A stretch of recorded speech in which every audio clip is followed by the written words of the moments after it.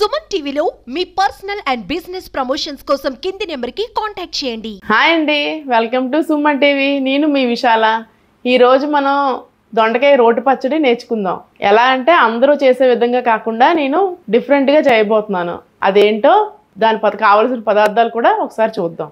దొండకాయ రోటి పచ్చడి కావాల్సిన పదార్థాలు: దొండకాయలు, మామిడికాయ, ఎండుమిరపకాయలు, కొత్తిమీర, కరివేపాకు, తాలింపులకి మినపప్పు, పచ్చిమిరపకాయలు, వెల్లుల్లి, ఆవాలు, జీలకర్ర, పసుపు, ఉప్పు, ఇంగువ.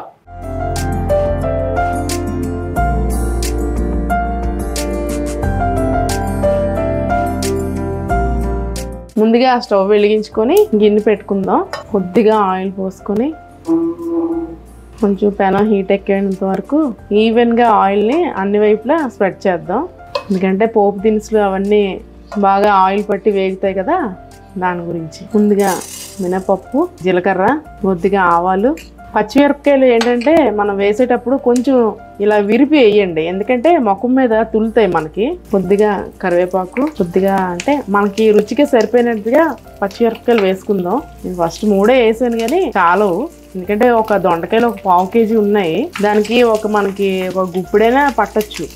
మనం కారాన్ని తగ్గ చూసుకొని వేసుకుంటే రుచి బాగుంటుంది. అంటే ఒక 2 ఎండుమిరపకాయలు,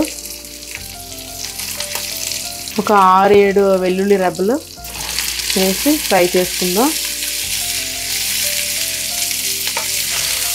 మరి బాగా బ్లాక్గా కాకుండా కొంచెం గోల్డెన్ బ్రౌన్లో ఉన్నట్టుగా కొంచెం సిమ్ చేసుకొని ఫ్రై చేసుకుందాం. కొంచెం ఇంగువ, అది కూడా కొంచెం బాగా ఫ్రై చేసుకుందాం. ఇంగువ వేస్తే ఏంటంటే మంచి కమ్మటి వాసన వస్తుంది మనకి. ఇంగువ వలన కూడా మనకి డైజెషన్ ప్రాబ్లమ్స్ ఇలాంటివి కూడా రావు. ఇది వేగే కదండి, దొండకాయలు వేసుకుందాం.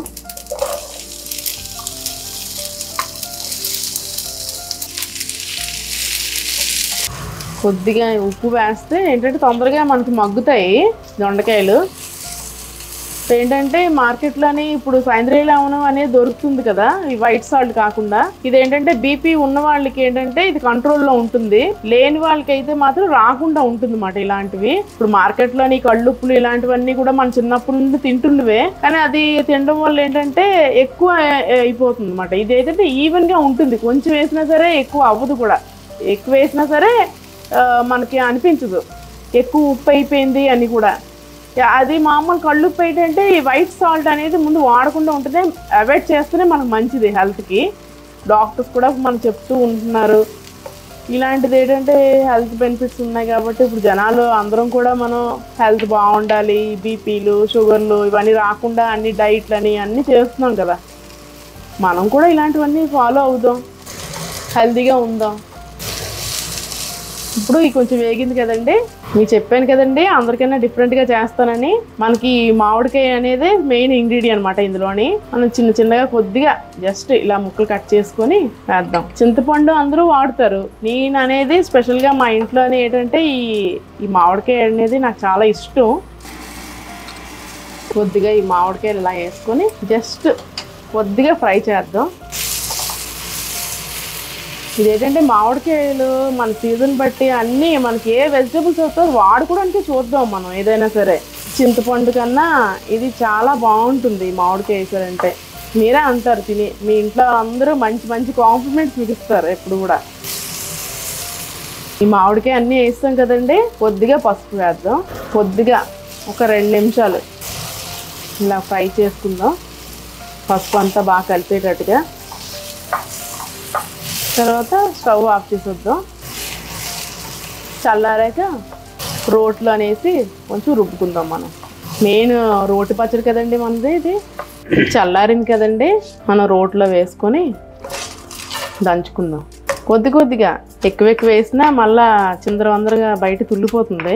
ఏంటంటే మనం అందరూ పద్ధతులు అన్నీ మనం మారిపోయి మన లైఫ్ స్టైల్స్ అన్నీ కూడా మనం ఏంటంటే పాతకాలం పద్ధతిలోనే చేద్దామని ఇలాగ చేస్తున్నాము. మన అమ్మలు మన చిన్నప్పుడు కూడా ఇలాంటివన్నీ కదండి తిని పెరిగాం మనం. మన పిల్లలకు కూడా మనం పరిచయం చేద్దాం. ఈ మిక్సీలోని ఇలాంటివన్నీ వీలు అవ్వకపోతే మరి మిక్సీలో చేసుకుందాం. వీలైనంత వరకు ఇట్లా చేసి పెడదాం. ఇది ఆరోగ్యానికి ఆరోగ్యం, చాలా టేస్ట్ కూడా ఉంటుంది. ఇది మిక్సీలో వేస్తే ఒక్క రౌండ్కి అయిపోతుంది. ఇంకా 5 నిమిషాలు 10 నిమిషాలు కొంచెం శ్రమ పడితే మనకి ఈ రోటి పచ్చడి రెడీ అయిపోతుంది.